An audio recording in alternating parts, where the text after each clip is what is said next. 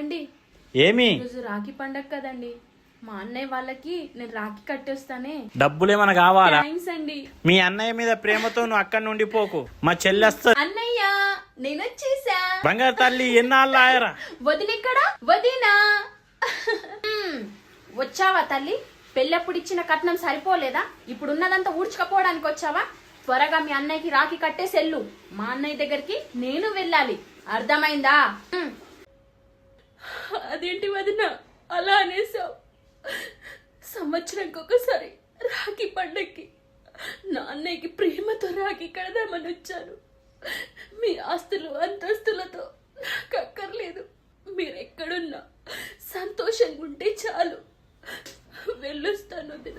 చెల్లెమ్మా, అన్నయ్య పిలుస్తున్నాడు. అన్నయ్య ఏం లేదన్నయ్య, వదిన చూడన్నయ్య, నేను తిననంటుంటే వంట చేస్తాను తినను అంటే. రాఖీ కట్టరా అమ్మా? వస్తున్నానన్నయ్య. చెల్లి, అమ్మ చనిపోయాక నిన్నెంతో గౌరవంగా పెంచుకున్నా, అక్కడ అంతా మంచిదేనా?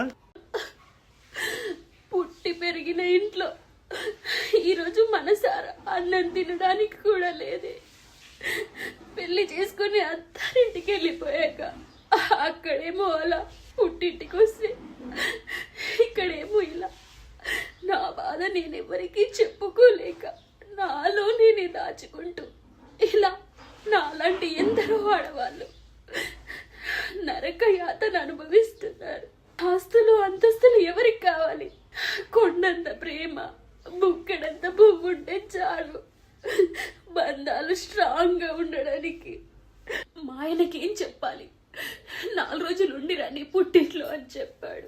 అమ్మో, మా ఆయన కట్నం ఏం పెట్టారని అడిగితే ఏం చెప్పను? ఐడియా, నేను కూలి పనికి వెళ్ళి దాచుకున్న డబ్బులు ఉన్నాయిగా, అందులో నుంచి కొన్ని తీసి ఇందులో కలిపేసి మా ఆయనకు చూపిస్తా. అటు పుట్టింటి గౌరవం, ఇటు మెట్టింటి గౌరవం ఎక్కడా తగ్గొద్దు.